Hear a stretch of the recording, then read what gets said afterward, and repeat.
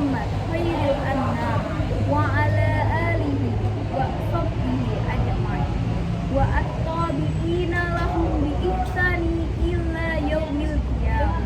Asyhadu an la ilaha illallah wa asyhadu anna Muhammadan abduhu wa rasuluhu la nabiyya ba'da. Amma ba'd.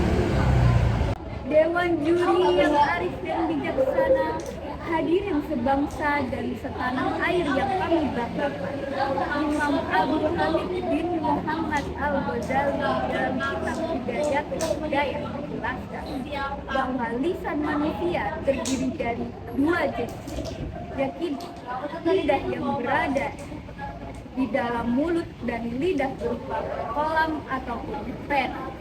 Tulisan memiliki fungsi yang mirip dengan pembicaraan. Kolam dalam konteks hari ini bisa diidentikan dengan medsos yang memiliki peran yang sama, yakni memproduksi tulisan yang pengaruhnya bisa negatif maupun positif. Dengan demikian, sikap bijak kita terhadap medsos termasuk ikhtiar kita untuk menjadi muslim yang baik, sebagaimana hadis di atas. Hadirin yang berbahagia, saat ini kita memasuki era di mana segala sesuatu terhubung teknologi dan komunikasi dengan segala kecanggihannya.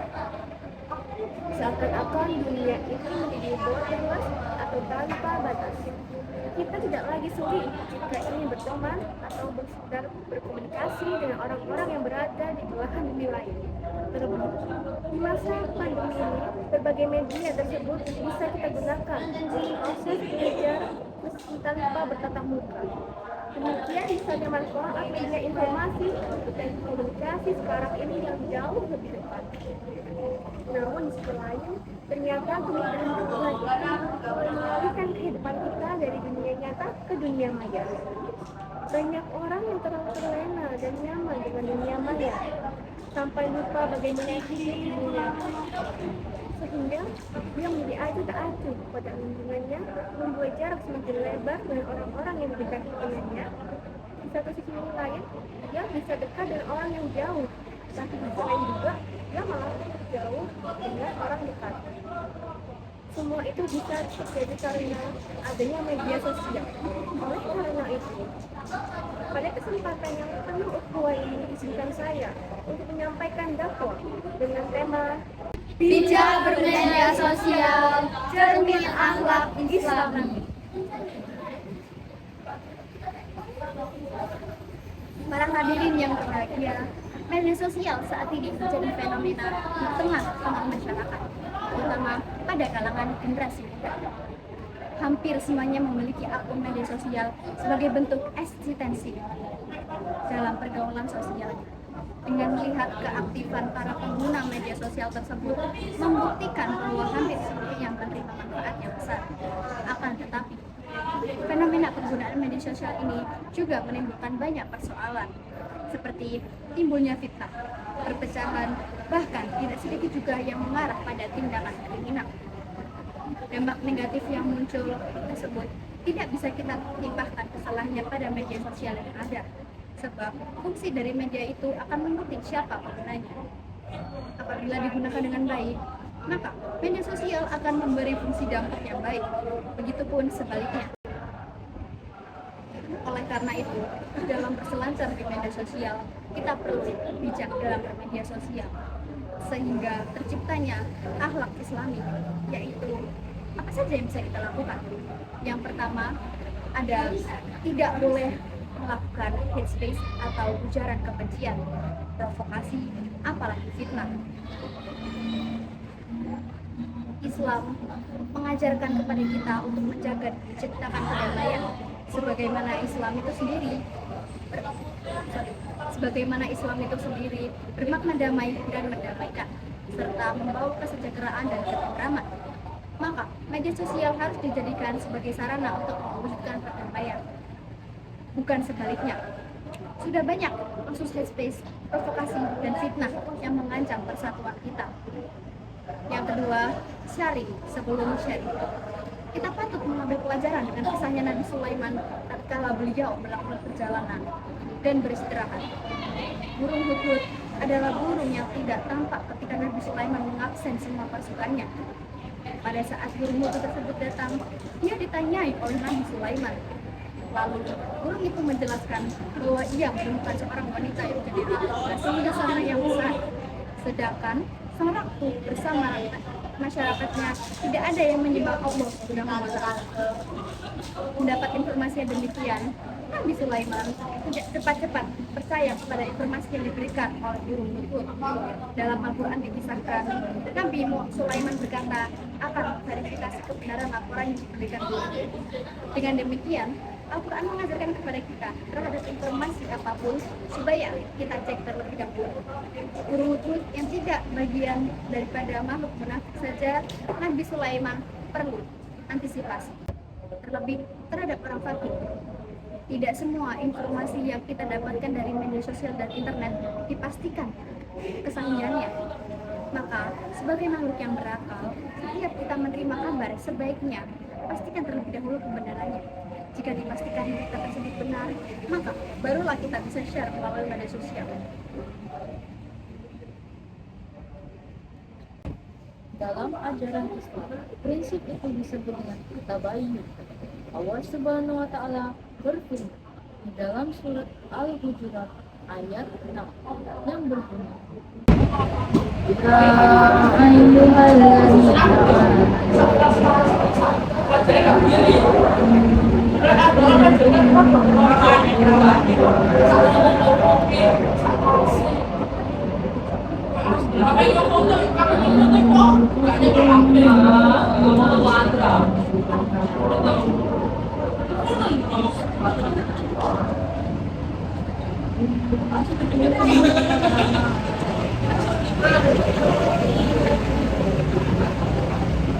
yang berarti, hai orang-orang yang beriman, jika datang kepadamu orang fasik membawa suatu berita, maka periksalah dengan teliti, agar kamu tidak menimpakan suatu musibah kepada suatu kaum tanpa mengetahui keadaan yang menyebabkan kamu berdosa atas perbuatan itu.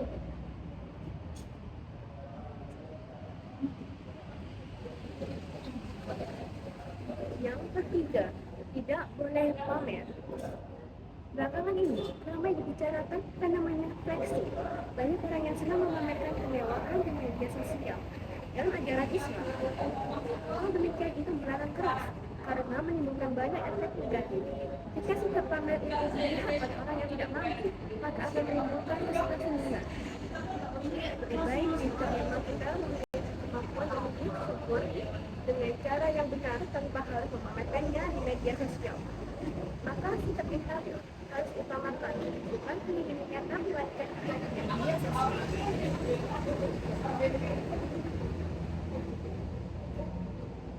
Yang keempat, ada tidak semua bisa diposting. Jika dulu ada istilah mulutmu harimau, di era sosmed ini istilah itu bisa berubah menjadi jemarimu harimau, yang artinya apa yang kita posting di media sosial harus kita pertanggungjawabkan.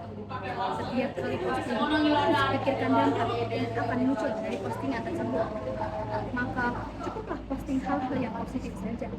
Oleh karena itu, kalau kita mengaku sebagai muslim sejati, muslim yang rahmatan lil alamin, muslim yang kafah, seharusnya kita menjaga mulut dan tangan kita agar orang-orang Islam semuanya merasa nyaman dengan sikap kita. Kita perlu menjaga dan menahan diri untuk tidak menyakiti orang lain.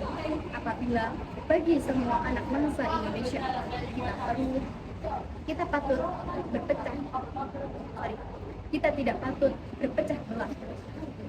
Jangan sampai kita mudah dipancing dan provokasi dari berita-berita yang menjadikan kita bercerai-berai. Disinilah pentingnya nilai-nilai akhlak. Apabila kita hanya berilmu saja, iblis pun justru mempunyai ilmu yang tinggi. Tapi agama tidak hanya melulu membahas tentang ilmu saja. Bagaimana jadinya apabila ada orang yang bertambah ilmunya, namun ia tidak berhati-hati dalam sikapnya? Kita seringkali mengklaim sebagai orang yang berada pada peradaban modern, berteknologi canggih, dan berilmu, serta berwawasan luas. Sudah seharusnya urusan ilmu yang kita punyai tidak untuk dibangga-banggakan saja, tetapi menambah takut kita kepada Allah Subhanahu wa taala. Abu Nu'aim al-Asfahani mengisap perkataan Sufyan as-Sauri dalam kitab Hiyatul Auliya.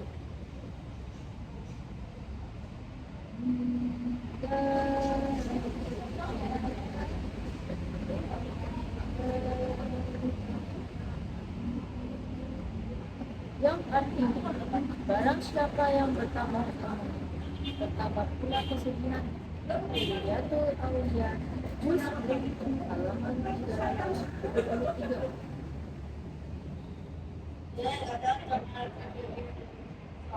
Yang kelima, menghargai sesama.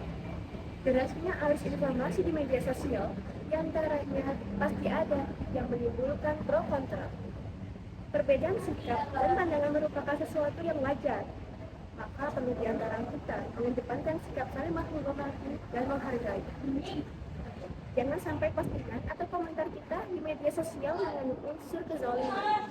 Sebagaimana di kehidupan nyata, perbuatan kita di media sosial pun akan dipantau oleh Allah dan dicatat oleh malaikat yang mengawasi kita.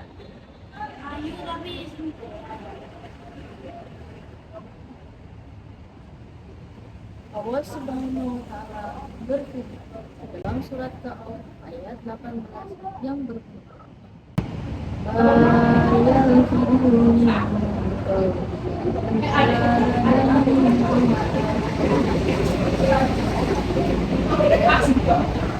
yang artinya tidak ada suatu kata yang diucapkan melainkan ada di sisinya malaikat pengawas yang selalu siap mencatat.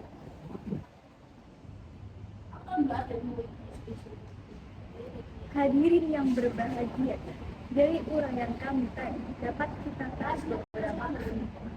Yang pertama, berhenti melakukan hate speech atau ujaran kebencian provokasi apalagi fitnah agar terjadi persatuan dan kerukunan. Yang kedua, saring sebelum sharing agar di antara kita tidak terjadi perpecahan agar kita menjadi bangsa yang maju. Yang ketiga, harus saling menghargai bersama agar terwujudnya negara yang aman dan senang. Baik, saya akhiri dengan sebuah pantun. Betapa banyak pulau memenang luas layaknya samudra. Wahai kawan, berkomunikasilah dengan bijaksana, hindari informasi kebohongan biasa. Demikian yang bisa saya sampaikan, kurang lebihnya mohon maaf yang sebesar-besarnya. Wassalamualaikum warahmatullahi wabarakatuh.